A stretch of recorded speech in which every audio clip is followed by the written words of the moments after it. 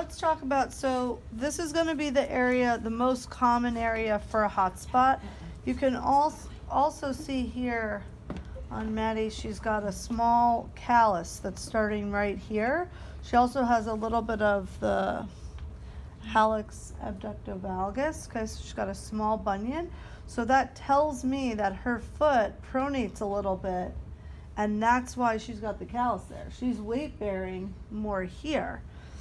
So that's of concern, because we want, the foot to have a little bit more arch support so that she lands here, which is where you want to see calluses and things like that. So if she were to go out and play a sport, any sport, on any court or field, and she rubs this enough, this could actually become a blister under here, okay? So in her case, what I would do, I would change it a little bit. So let me show you the pieces that you need. So this is the first time you're gonna see the 1/8 inch foam, okay? You've seen the felt. We used it for the horseshoes. This is a different material, it's much thinner. It's gonna fit better in somebody's shoe than the felt will. If this didn't do enough, I'll show you how, the next layers. And so what you're gonna do is you're gonna create what we call a donut. In order to create a donut with this material, it's not gonna bend if we don't cut it. So we're gonna cut very small across about halfway. We're gonna cut small little slits, and they're gonna be really close together. So that jagged edge is going to be able to create a circle when we need it, okay? So let's talk through, she just has a callus right here. So it's not an open blister, it's not an open wound. I can spray directly on it, okay? If there was an open blister, she broke the skin, I cannot spray directly on an open wound, okay? I'm going to have to cover it.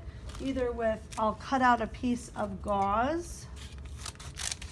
And you see here, we already cut, like someone cut out a circle. You can do a circle. You can get as fancy as you want to the shape that you need. I usually just cut kind of a square.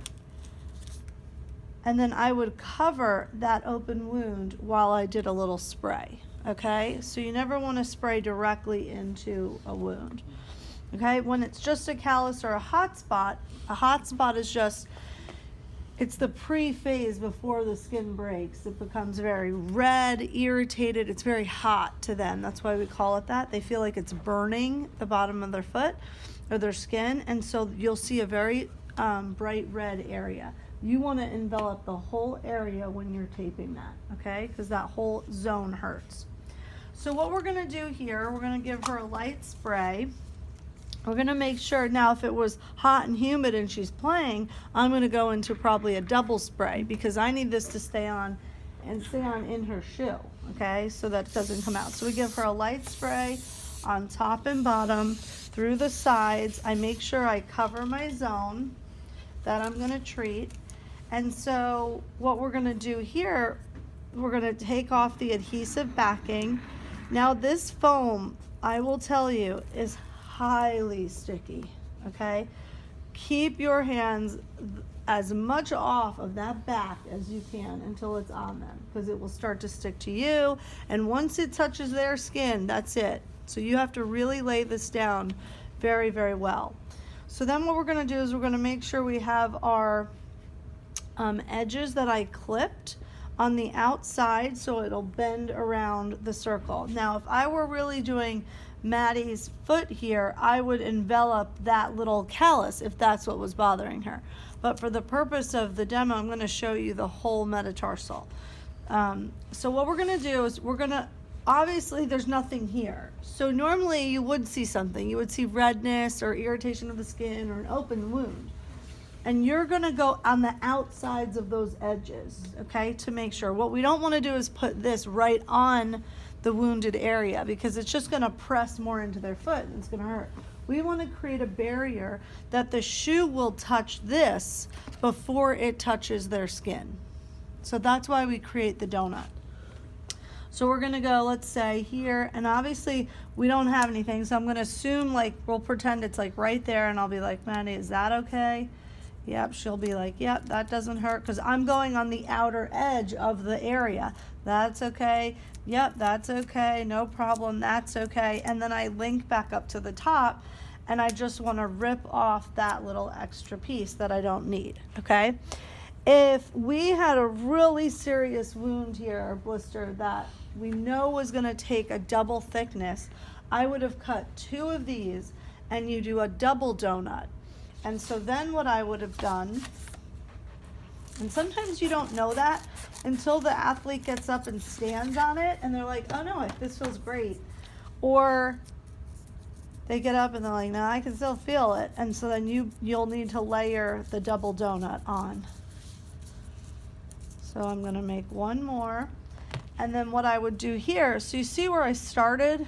I don't want to start in the exact same spot. I want to cover that. So maybe I'll start here and come around, and I'll envelop and just have a new landing spot. Do you know what I'm saying? This way we don't have the chance that the whole thing completely falls apart when she's running on it. Okay? So then what we've got is, we've got this tissue that's injured that needs some help. We're going to put a layer of gauze and or multiple layers of gauze because we're going to pad the area. And then the only thing I don't really tend to use when they're in play or going into play is we don't want to put a lot of like bacitracin or stuff like that, because what can happen is it just sort of slides around, and it might even shift the whole tape if there's too much like lube on the bottom of their foot. So that's the stuff when they come back into the training room, or they see you after the game or whatnot, you're going to give them the advice, and then you'll retape this for the evening. So what we might do during a game is a little bit different than what we do when they're not playing, because we would want to make sure we soak it and like warm Epsom or iodine soaks. And then we might want to put the bacitracin on with the gauze and a light, strip. We don't need the donut because she's not playing at that time. So things look different when they're in play versus out of play. So now I've cut a pretty decent sized strip. I've cut 2 of them. Sometimes depending on the foot size, you might need 3. But what we'll do is we'll take this off completely. And I'm just gonna go either, depending how big that is, if I go smack in the middle, or if it's pretty big or I made my strips too small, I'd split it. I'd go half on the bottom and half on top. So I'll show you what that looks like. So we wanna kind of envelop it. We're using the coverall stretch for a reason, because now you see how I wanna sort of angle things. We've got a lot of angles on bones around here. So I wanna take this. The key coming around the pinky toe and the first toe is we never want to cross that toe joint, okay? Because all they're going to do is feel pressure on the toes here, okay? So we never want to do that. When we're taping this toe, we will put the tape there. But when we're taping the bottom of the foot, we never want the toes to get part of the metatarsal taping.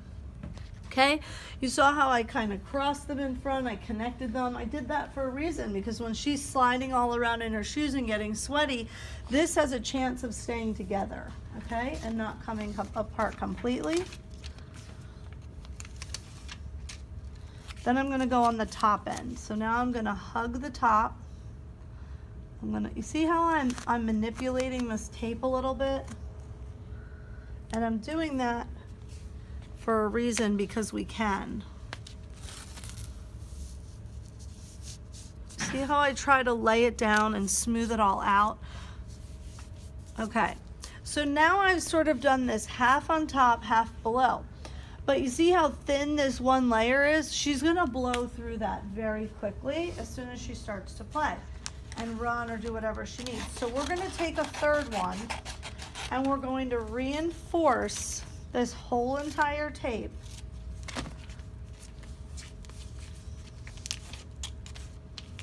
with an extra piece. And we're gonna go smack right on the middle of it, covering the whole donut one more time. Okay, and then we're set to go. So that's the metatarsal.